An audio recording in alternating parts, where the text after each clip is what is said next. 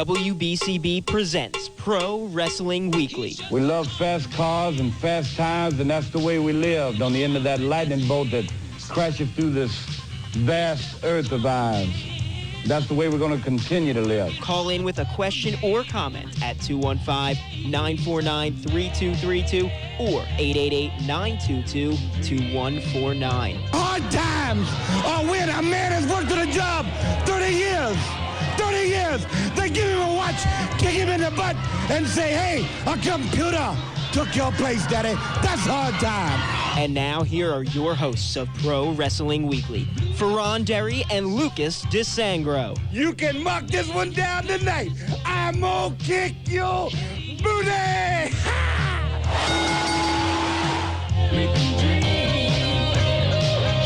There's the sound of the bell, and we are set to go.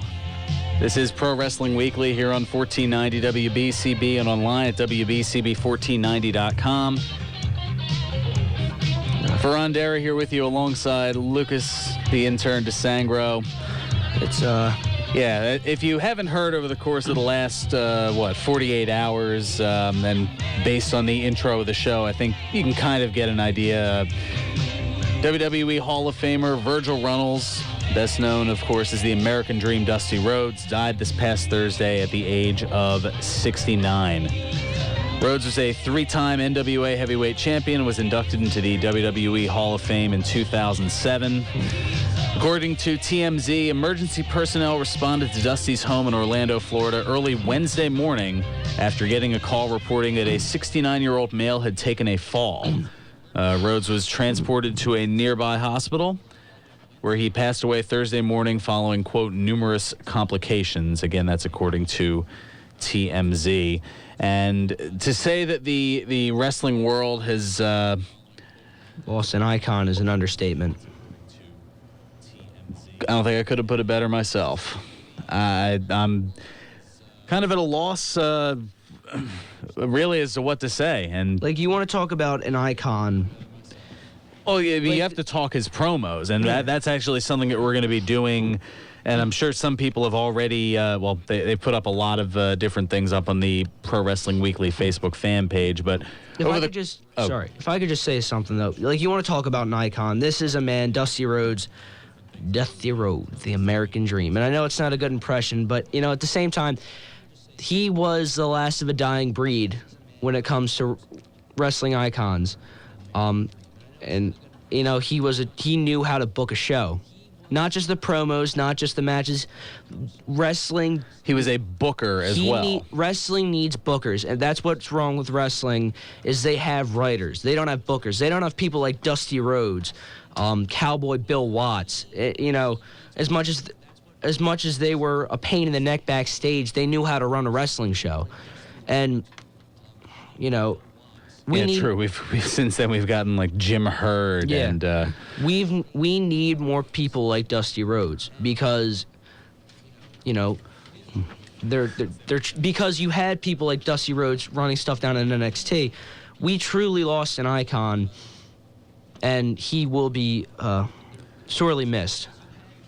Absolutely. Over the course of the hour, we're going to look back at some of the notable favorite promos. Some of my own we'll pull up. I'm sure some of you already have some up on the Pro Wrestling Weekly Facebook fan page. We've got the usual news and notes to get into, but obviously the big story: Dusty Rhodes passing away this past Thursday. Also, Money in the Bank. We've got the pay-per-view tomorrow, and predictions certain to go wrong. We'll have that a little bit later in the hour. Man, I'm kind of strapped here as far as. Well, you know what? Why don't we? I was gonna say, do we go to the Facebook feedback? No, I wanted to share. Paul Heyman had a great story about Dusty Rhodes, and I'm sure everybody has a lot of great stories. But this one, actually, watching the Paul Heyman DVD, this has resonated with me for two reasons. One, because this is probably something I would have done if I could have gotten away with it. And the fact that this just exemplified how cool of a guy Dusty was. Paul Heyman was talking about like mid-'80s. He was still a photographer at the time. He wasn't Paulie dangerously down with Jim Crockett Promotions. And he was telling a story of how he not stuck, sorry. I'm at a loss for words right now. I got to compose myself. He snuck into a creative meeting run by the American Dream, Dusty Rhodes, and Dusty Rhodes was sort of talking to everybody. He notices Dusty notices Paul in the back, and he goes, "Hey kid, come with me out into the hallway for a second." And it's not a very good impression. Just bear with me, please. And no, it sounds more like the ladies' man from Saturday Night Live. But go on.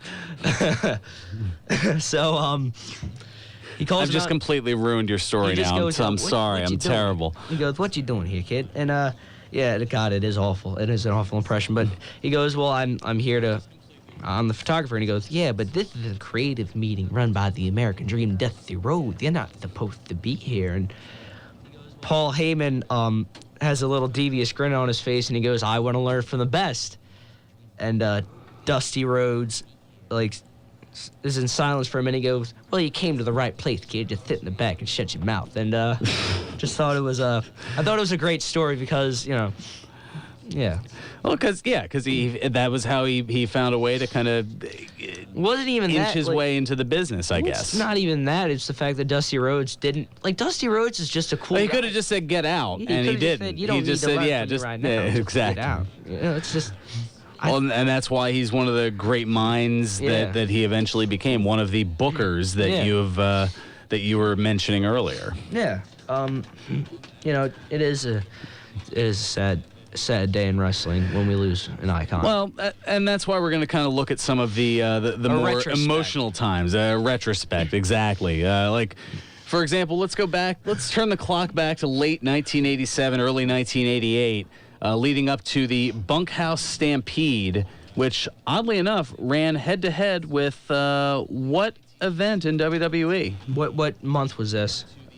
Well, that pretty much gives it away. But the fact that I said late 87 into early 88, I figured would have been enough of a clue. Would it be SummerSlam? No. Sorry, Royal Rumble. Yes, the Bunkhouse Stampede 88 ran head-to-head with the very first Royal Rumble, which it was, I think, back then on USA Network. Really, wasn't even on closed circuit TV. No, that was a televised special they were going for. I think. Wow. They wanted to give it away for free to go up against the Bunkhouse Stampede. I believe it was pay-per-view for JCP. Another way of Vince just kind of being sneaky and saying, "Oh, well, you could pay for that, or you can watch this for free on the USA Network." True, but at the same time, I mean, knowing that Dusty Rhodes was in probably one of the greatest rivalries of all time in the wrestling business, was it him versus Ric Flair, I believe? Or him versus the Four Horsemen? Well, the Horsemen in general. That saga was, that's something I want to go back Vince and watch. was trying to, and I'm sure you can on the WWE Network. But anyway, let's go to this, for leading up to Bunkhouse Stampede in 1988. The prestige, the money of the Bunkhouse Stampede. Being the baddest of the bad. Being the bull of the woods, if you will. 25, 30 men stampeded into one little bit of ring, you understand? With one thing in mind, to hurt somebody, to kick somebody's booty, to twist their arm off and put their ankles up in the chin. And many mornings I got up dwelling on the fact of being the two-time winner of the Bunkhouse Stampede. How am I going to do it this year? When last year I had to feel around, see if my nose was still on my face. Look up in the morning and see if my ears were still on my head. My eyeballs in this socket were playing steady on my mind.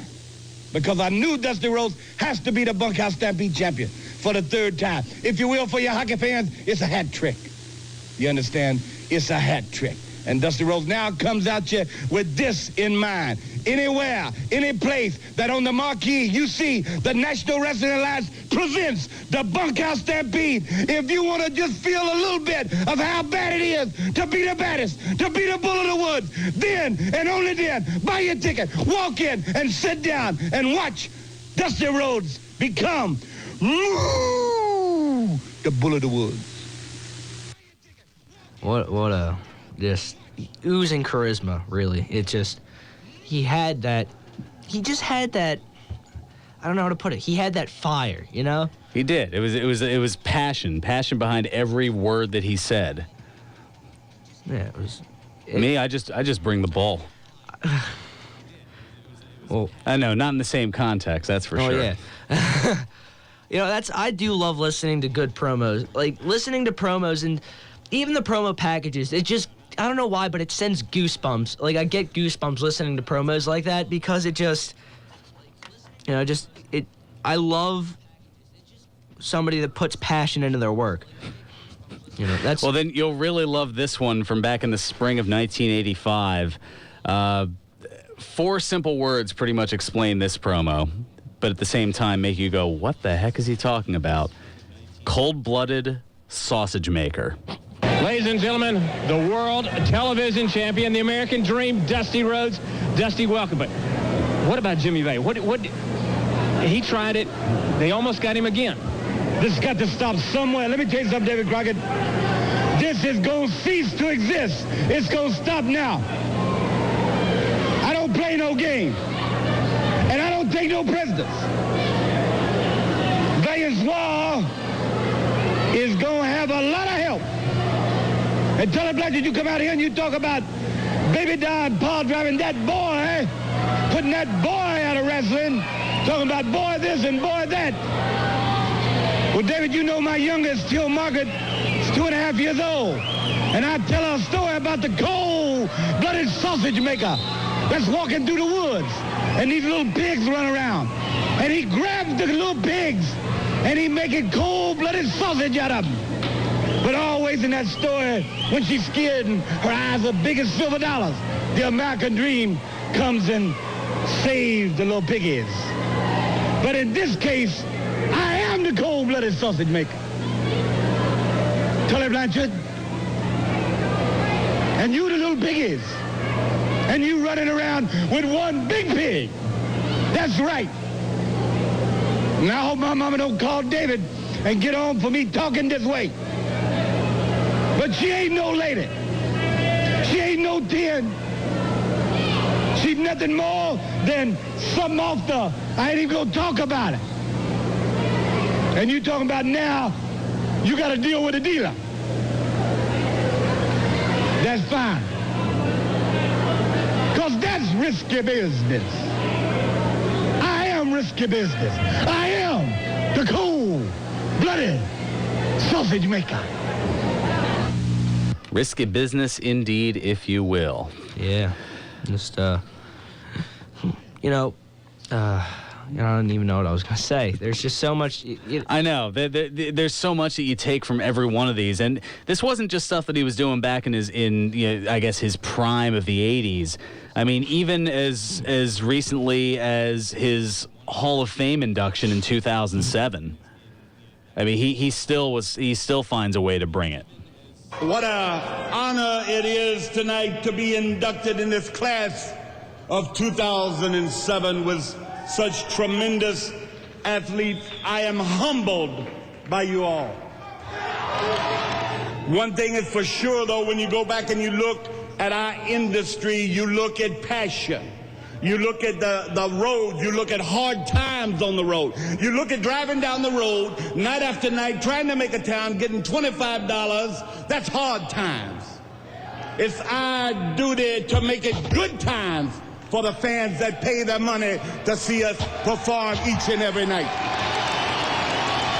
Superstar Billy Graham in Madison Square Garden on the third match when I walked out of the ring. There's a shot of me looking back. And you know why I was looking back? It was not about the money. It was about, I don't want this night to be over.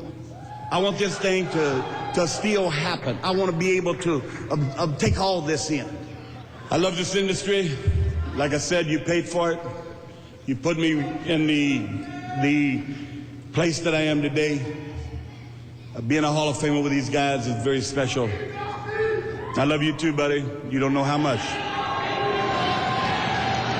So with that being said, I want to say just a little one of my rhymes that became very famous, and hope I didn't forget anybody. And, I think, that it's important to not forget when you're up here talking. I already talked about these guys. But truly, I have wined and dined with kings and queens. Thank you.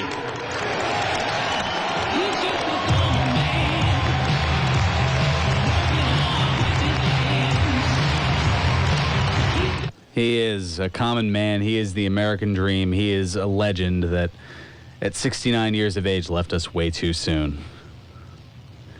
That couldn't have been said any better. You just think within the past couple of years, we've lost so many great icons. I mean, it seems like it seems like every single year somebody important to the business who gave everything, just his life ends too early. Like, think about it. Last year, Ultimate Warrior. This year, Dusty Rhodes. I mean, Savage a couple of years ago. Yeah, and I don't know. It just. Well, I mean, I guess any time is too soon. But even to get into like the thing of Christopher Lee dying. Oh, yeah. Like, I feel like that's a twist. Yeah. Well, it's no, I know. No, it's quite a somber moment, because I may not have grown up watching Dusty Rhodes and Ultimate Warrior, but I know who they are because, I watch a lot of the stuff on the network, and it sort of became a part of my childhood because I just fell in love, not with just the current wrestling of today, but the wrestling of the 80s, the 90s. Anything I can watch with wrestling, it influences me even more. And even with Christopher Lee being Count Dooku and Saruman in Lord of the Rings being Dracula, one of probably the greatest Dracula in the history of cinematic, in the history of cinema, your childhood, you see your childhood taking a toll on itself. You see all of your heroes sort of. But you know what? Dusty definitely is, at this point, he truly is whining and dining with kings and queens of that big wrestling ring in the sky. Got a heck of an audience up there, too. Yeah. Oh, wow. All right, speaking of legends, let me tell you about George's Cards and Collectibles. They're continuing to bring you the legends. In fact, just last night, TNA star Eric Young was over at George's in the Neshaminy Mall. Missed that. Well, also this afternoon, WWE legend the Honky Tonk Man, the longest reigning Intercontinental Heavyweight Champion of all time. He'll be at George's in the Neshaminy Mall this afternoon from 2 to 4 p.m. Check out George's 3 locations for all your sports and wrestling memorabilia needs, including their original store at 7755 New Falls Road in Fairless Hills, on the lower level of the Oxford Valley Mall next to Sears Court, and in the Neshaminy Mall in the AMC Theater Wing. For more information on upcoming signings and collectibles and more, give George's a call at 215-943-2475 or go to georgescollectibles.com. Yeah. I don't know, trying to find a sort of way to put a little bit of a bright spin. I mean, there's a lot to talk about. We've got the pay-per-view tomorrow. We've got some other news, including a new Spike TV special that The Rock is launching. Yeah, Combat Zone Wrestling's Tournament of Death is up. Yeah, we'll get into that in a little bit. Scott Hall looking to better himself after his little episode. Not just that, we also have later in the show, we have predictions certain to go wrong and birthdays. Your favorite segment. Yeah, as well as today in wrestling history. So hang tight. And some more promos from the American Dream as well. So a lot to do still. We also have room for you on the phones, 215-949-3232 or toll free at 888-922-2149. So just try and hang tight with us. Yeah, we'll get some Facebook feedback. There's a lot of that as well. Try and make this a little bit of a bittersweet moment for you guys, listeners of Pro Wrestling Weekly. So just hang tight.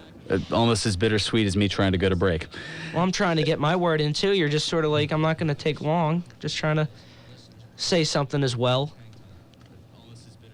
Okay. This is Pro Wrestling Weekly here. Okay. All right, good. I was just waiting for another interruption. This is Pro Wrestling Weekly here on 1490 WBCB and online at WBCB1490.com. I have wined and dined with kings and queens, and I've slept in alleys and dined on pork and beans. And now, more Pro Wrestling Weekly with your hosts, Fearon Derry and Lucas DeSangro. Being the baddest of the bad. Being the bull of the woods, if you will.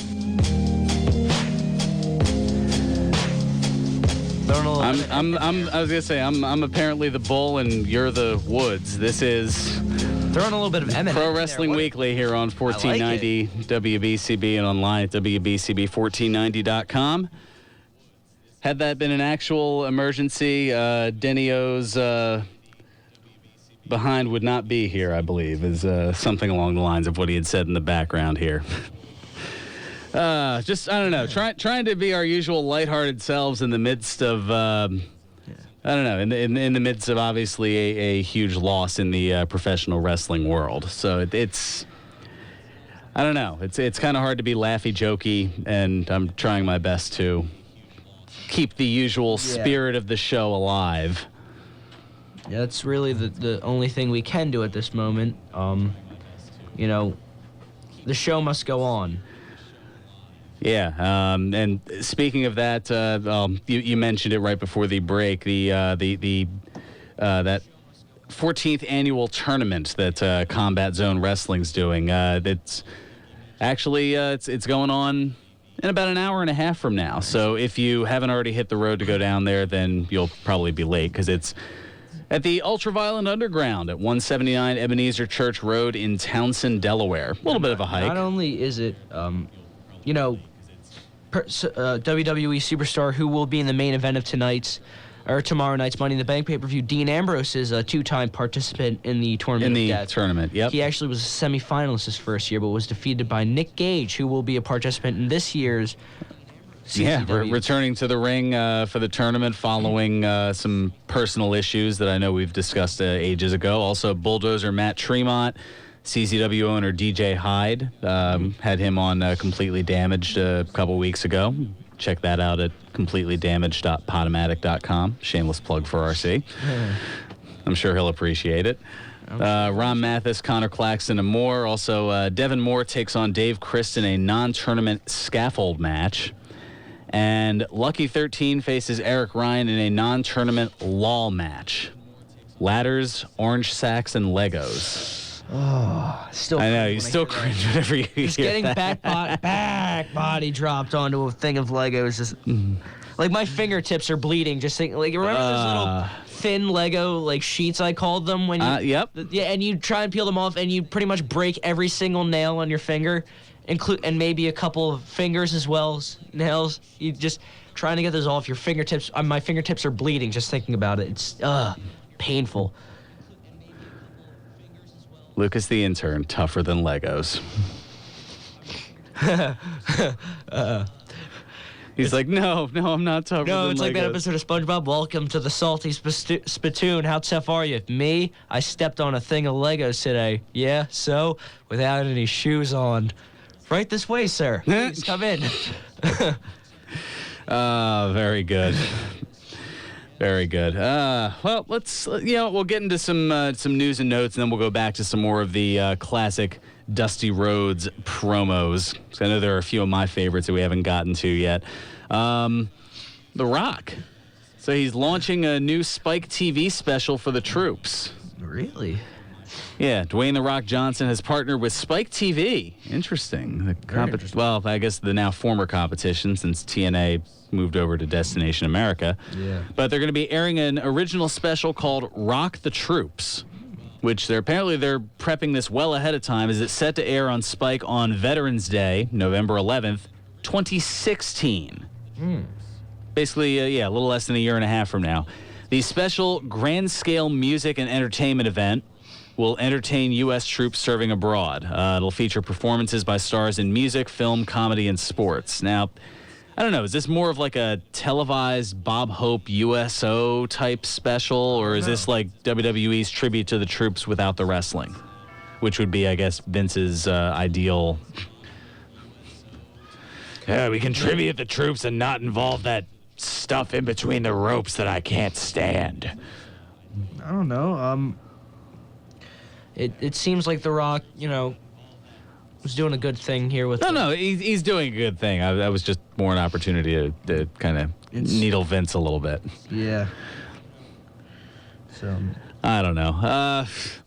Actually, here's a quickie from Dusty. This goes back to the. America's Team, him teaming up with Magnum TA back in the spring of 1986. Throughout this country, every Everybody talks about wrestling, you know? We talk about Hollywood wrestling, you know? That ain't right. This is it right here.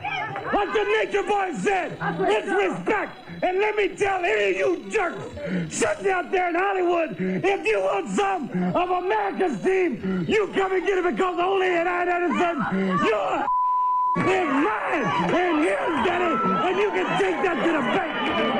America's team back again. Dusty Rhodes, Magnum TA, don't go away. The greatest team in the history of our sport. Well, that's all right. Tony Schiavone in the end there. It's immediately what I think whenever I hear Schiavone's voice. Damn. That was back in his mustachio days. Now, have you seen any of those clips? Tony Schiavone with that whopper mustache that he had in the mid 80s that made him look like a decade older.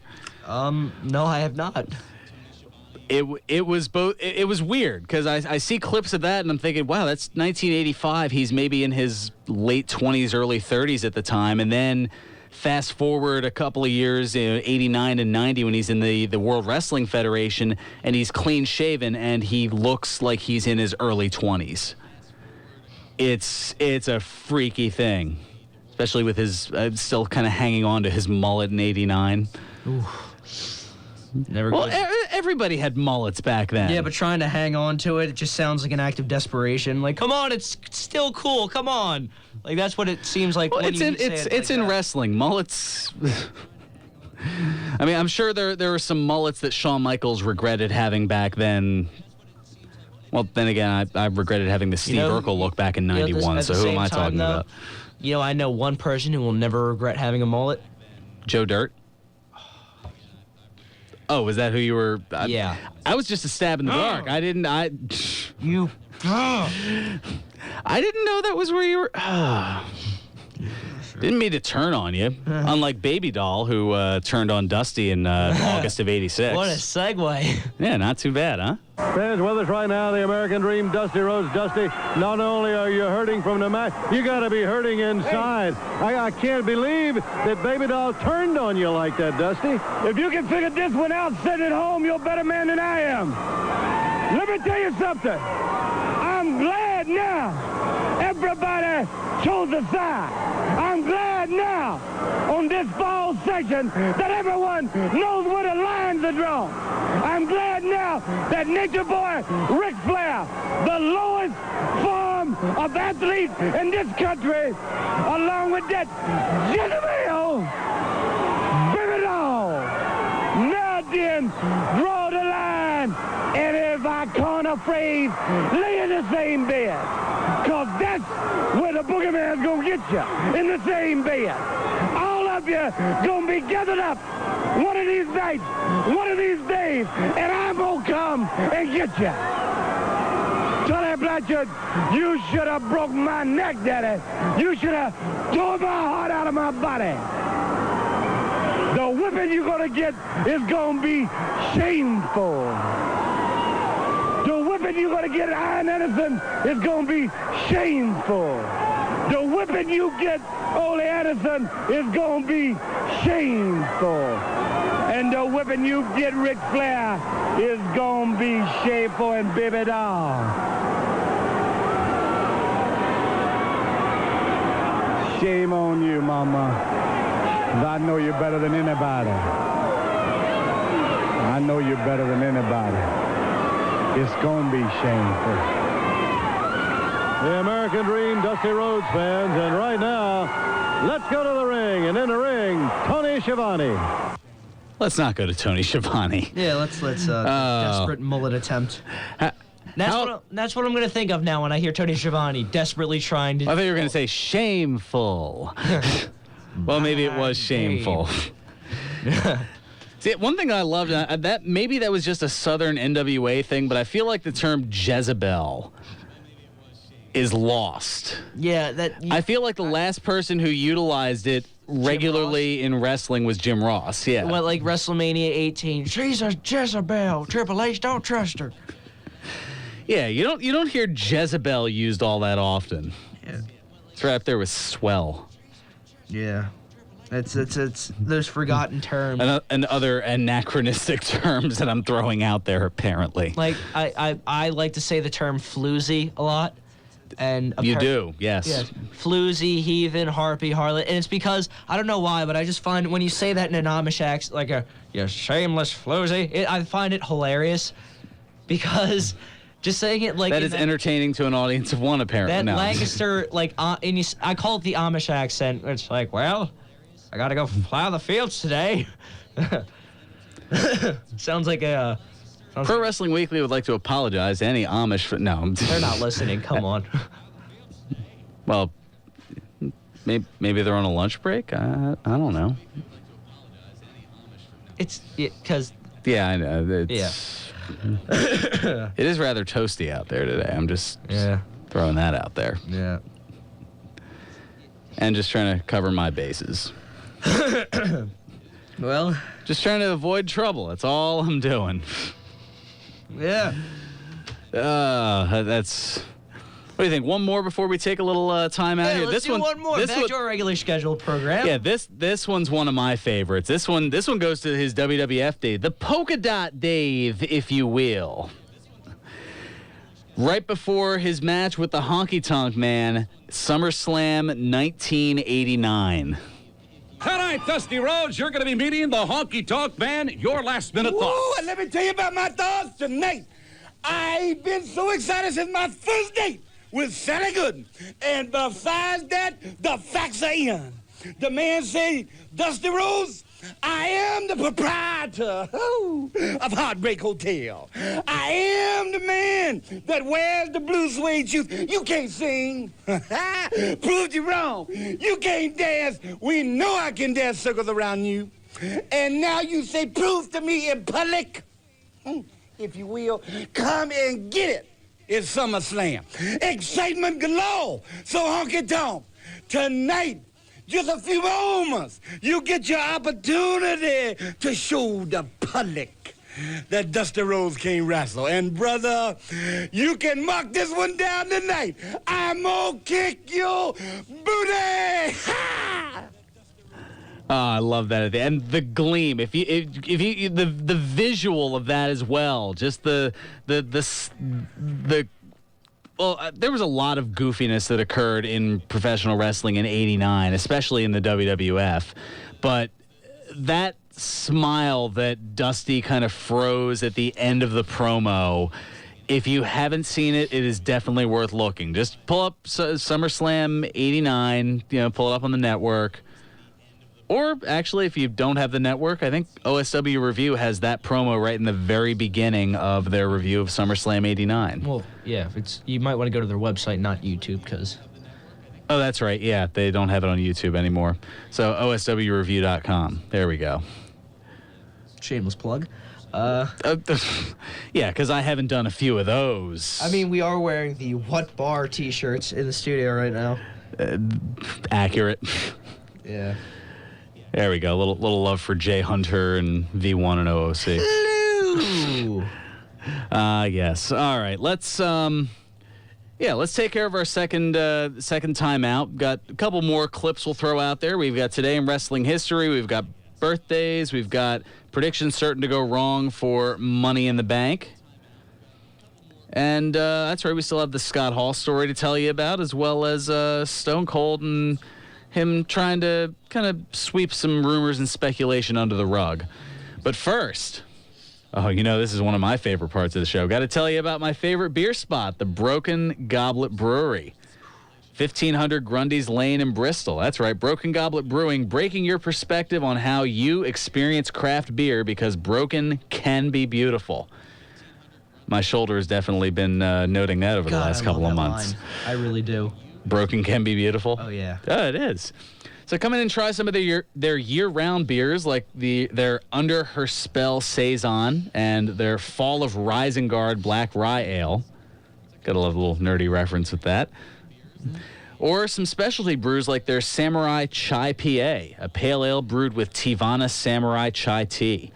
Also, there's still time to become a Broken Goblet Irregular. It's their membership club that includes a limited edition growler and goblet, early access to yearly bottle releases, a members-only beer on tap, monthly discounts, and 1 hour early VIP admission to large events, including their Goblet Stock 1-year celebration coming up on July 11th. Open Thursdays through Sundays for the summer. It's always a good time at the Broken Goblet Brewery, 1500 Grundy's Lane in Bristol, PA. Check them out on the web at brokengoblet.com. Broken Goblet Brewing, the semi-official brewery of Pro Wrestling Weekly. It is a fun place to be, even if you don't drink. They have a lot of, I don't know if you mentioned it yet, but they have a lot of great, snacks. Well, I did mention the food. I'm mentioning, that's the thing. There's so much to talk about with them. I do want to bring up, I don't want to make it like an infomercial. You have to mention the Uncle Paul. Didn't I mention the hot? Well, I think I just mentioned the hot dogs, but that maybe that'll be in a future remote. Maybe. Well, that's like 1,000 pies in the sky. But no, that could be for a future read. Because there's a lot of stuff going on with them. But yeah, their hot dogs are fantastic. The one that you're referencing, which was featured recently on Good Day Philadelphia on Fox. It's a hot dog with peanut butter, jelly, marshmallow fluff, and bacon. Which, I forget, have you tried that yet? Or have you not been that venturous? I want to try the Uncle Paul, but I haven't yet. You haven't yet? Okay. I have. It's delicious. And so is their beer, which you also, for obvious reasons, can't try. Yeah. Give that man a can of Coke. I stopped before you jinxed me. All right, let's take care of some business, come back. Lots still to do. This is Pro Wrestling Weekly here on 1490 WBCB and online at WBCB1490.com. Pro Wrestling Weekly presents Today in Wrestling History, June 13. On this date in 1990, the NWA held its Clash of the Champions 11 Coastal Crush Supercard. In the main event, the Junkyard Dog defeated NWA World Heavyweight Champion Ric Flair by disqualification. On this date in 1993, the WWF held its King of the Ring pay-per-view. In the main event, Bret Hart pinned Bam Bam Bigelow in the finals of the King of the Ring tournament. On this date in 1999, WCW held its Great American Bash pay-per-view. In the main event, WCW World Heavyweight Champion Kevin Nash defeated Randy Savage by disqualification. On this date in 2004, WWE held its Bad Blood pay-per-view. In the main event, Triple H pinned Shawn Michaels in a Hell in a Cell match. On this date in 2010, TNA held its Slammiversary pay-per-view. In the main event, Rob Van Dam pinned Sting to retain the TNA World Heavyweight Championship. This has been Today in Wrestling History, June 13.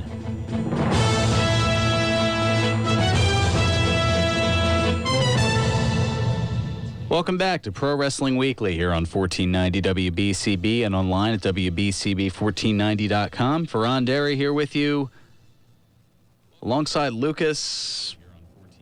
Well, he was here. Man, I take one commercial break and all of a sudden, what, did he go outside for a second? No, that's Nick Cataldi coming in. He'll be in about 12. There we go. Very loud yay from out in the lobby. He'll be in with the country music coming up in a little bit. And hopefully Lucas will get back here to have a chat about the pay-per-view. But in the meanwhile, we'll talk a little bit more news and notes. Sucks when nature calls. Scott Hall. So I mentioned earlier WWE Hall of Famer Scott Hall announcing on Twitter that he is entering a detox facility after his little incident over in New Jersey where he was at an event and ended up getting sent out by security because he appeared to be a little intoxicated. Given all of his past problems, I guess there were some concerns. So Scott Hall tweeting, quote, "Happy to report I'm checking into a detox facility to address my recent difficulty. Thanks to all the supporters out there. Hashtag Hall Good." I like that as opposed to all good, Hall Good. Clever. And also Steve Austin. He said in his latest podcast that he wasn't trying to set up a WrestleMania 32 match with Brock Lesnar at the end of his WWE Network interview with Paul Heyman. Austin added that he didn't know what Heyman was going to ask, but he went into Stone Cold mode, yet didn't intend to raise the hopes of fans. He said, quote, "At WrestleMania 32, I don't believe you're going to be seeing Brock Lesnar and Stone Cold Steve Austin in the same ring. It wasn't my intention to book the territory or to spin a match or to sell a match, so I just wanted to make that clear to everybody. How about that? All right, I've been sitting on this one for a while, and this will give Lucas hopefully time to get back into the studio here. Another, probably the most famous of Dusty Rhodes' promos. This goes back to the fall of 1985, simply known as Hard Times. Here is the American Dream, Dusty Rhodes. And Dusty, your fans welcome you back, man. First of all, I would like to thank the many, many fans throughout this country that wrote cards and letters to Dusty Rhodes, the American Dream, while I was down. Secondly, I want to thank Jim Crockett Promotions for waiting and taking the time, because I know how important it was. Starcade 85 it is to the wrestling fans, it is to Jim Crockett Promotions. And Dusty Rhodes, the American Dream, with that weight, got what I wanted. Ric Flair, the world's heavyweight champion. I don't have to say a lot more about the way I feel about Ric Flair. No respect, no honor. There is no honor among thieves in the first place. He put hard times on Dusty Rhodes and his family. You don't know what hard times are, Daddy. Hard times are when the textile workers around this country are out of work. They got 4 or 5 kids and can't pay their wages, can't buy their food. Hard times are when the auto workers are out of work and they tell them go home. And hard times are when a man has worked at a job 30 years. 30 years. They give him a watch, kick him in the butt, and say, hey, a computer took your place, Daddy. That's hard time. That's hard time. And Ric Flair, you put hard times on this country by taking Dusty Rhodes out. That's hard time. And we all had hard times together. I admit I don't look like the athlete of the day supposed to look. My belly's just a little big. My hand is just a little big. But brother, I am bad and they know I'm bad. And there were 2 bad people. One was John Wayne and he's dead, brother. And the other one's right here. Nature Boy Ric Flair. The world's heavyweight title belongs to these people. I'm gonna reach out right now. I want you at home to know my hand is touching your hand for this gathering of the biggest body of people in this country, in this universe, all over the world now. Reach it out, because the love that was given me, and this time I will repay you now, because I will be the next world's heavyweight champion on this Hard Time Blues. Dusty Rhodes Tour 85 and Ric Flair, Nature Boy. Let me leave you with this. One way to hurt Ric Flair is to take what he cherishes more than anything in the world. That's the world's heavyweight title. I'm gonna take it. I've been there twice. This time when I take it, Daddy, I'm gonna take it for you. Let's gather for it. Don't let me down now, because I came back for you, for that man up there that died 10, 12 years ago and never got the opportunity to see a real Wolf champion. And I'm proud of you, and thank God I have you. And I love you. Love you! And we love you, Dusty. Wow, what a powerful promo. It is. And I know I can relate because my belly's a little big, my high's a little big. I can relate. My dad worked 32 years in the construction business. Very hard working. He crawled to work every single day. About a couple of years before he was, like a couple of months before he was set to retire, he kept getting laid off left and right. So he had to prolong his retirement another year. And I may not have experienced what my dad experienced, but I know what hard times is because my dad taught me. He took me to the school of hard times, and so I can definitely relate. Come from a it was a school family. of hard knocks. Well, close enough. Thanks. I know. I just completely ruined your bit. Yeah. Good thing, too, because we got 5 minutes and we got predictions to do. Yeah. Money in the Bank tomorrow night. All right, Yeah. the kickoff match. R-Truth against King Barrett. King Barrett. I didn't really have much else for that, so I'm going with Barrett on that one also. All right, title time, because we've got 4 matches. 4 of the 7 matches have titles on the line. The New Day defending the tag titles against the Primetime Players. I'm going to go Primetime Play. No, New Day. New Day retains, my bad. You're going with New Day, okay. Yeah, as much as I'd like to see the Primetime Players win, I'm going to go New Day. I just went through a Rolodex of jokes and realized that I can't use any of them, so I'm going to agree, say that the New Day is going to retain, and move on. Ryback defending his newly won Intercontinental Championship against The Big Show. Ryback retains. That's kind of where I'm going with this.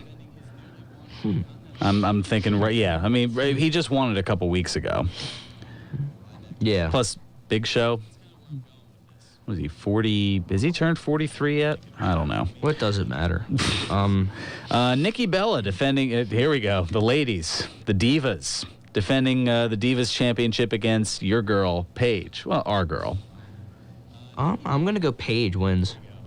I'd like to see her become 3-time women's champion, and I'd like them not to, sort of stick it to AJ Lee and make Nikki Bella the longest reigning Divas champion. As much as she has improved, still I don't think should get longest reigning Divas champion. Plus, as we all know, whenever I pick people who I like, it ends up being wrong. So for that reason, I'm going to go with Nikki. Yay! So you might get your wish after all. All right, the anticipated rematch from a couple weeks ago, John Cena against Kevin Owens. Lol Cena wins. Lol Cena wins. Lol Cena. See, I was bold before in picking Owens, and I'm going to be bold again. No, you picked Cena. I picked Owens last time. You're right. Much better memory than me. Must be all this sleep deprivation. All right, so hashtag sleep deprivation tour, and a piece of me died for saying hashtag when it wasn't in a Twitter post. I feel so my generation. So anyway, talking about your generation. No. That's too. So you're saying Cena wins, and I'm going with Owens. All right, we got the 2 biggies, both involving ladders. First, no, we got to save the title for last. So the match to which the pay-per-view is named, the Money in the Bank ladder match. Your competitors, Dolph Ziggler, Kofi Kingston, Kane, Randy Orton, Sheamus, Roman Reigns, and Neville. We're both kind of thinking that Reigns is going to win it. But we also have our holdout picks. Yeah, somebody who we could also see winning. We'd like to. Yeah, in my case, it's more who I could also see winning. You're going with Dolph Ziggler. And I don't know why. I think it's just because he's been very quiet for the most part. And it almost reminds me of 2 years ago when we were there live to see Randy Orton win at that point. So I'm going with Randy Orton as kind of a holdout. Yeah. But I'm pretty sure it's going to be Reigns. Yeah, I would say so as well. And then Seth Rollins defending the WWE World Heavyweight Championship against Dean Ambrose in a ladder match, which was set up following a couple of weeks ago at Elimination Chamber, the Dusty finish. See? Yeah. The one that we all bought hook, line, and sinker. How about that? Yeah. That's Dusty's legacy lives on. I'm thinking Rollins retains. I'm going out on a limb, and I'm going to say Ambrose wins. You're going with Ambrose. How about that? Well, we'll see how it all plays out tomorrow. We've got 45 seconds, just enough time for birthdays. Hey. That's a keeper. All right, on this date in 1960, Jacques Rougeau was born. Actually, I just learned he's the one that trained Kevin Owens. Yeah, up in Quebec there, in the Montreal area. The former Intercontinental and Tag Team Champion and Kevin Owens trainer, known both as his real name from the fabulous Rougeau brothers, as well as the Mountie, turns 55 today. On this date, I'm going to skip this one and come back to it. On this date in 1969, Glenn Ruth was born. The former WWF Tag Team Champion, Hardcore Champion, and Monster Factory graduate, known as Headbanger Thrasher, turns 46 today. And on this date in 1962, Mike Jones was born. The former WWF and WCW competitor and one-time $1 million champion, Virgil, known to fans of OSW Review as the $10 Man, the $10 best thief. known as Virgil, turns 53 today. Happy birthdays all around the Mountie, Thrasher, and Virgil. That's going to do it for us. He left the scene visibly shaken. Oh, jeez.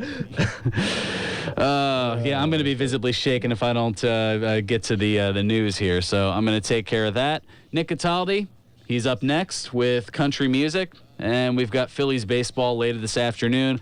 We'll be back next week with a recap of Money in the Bank and who the hell knows what else.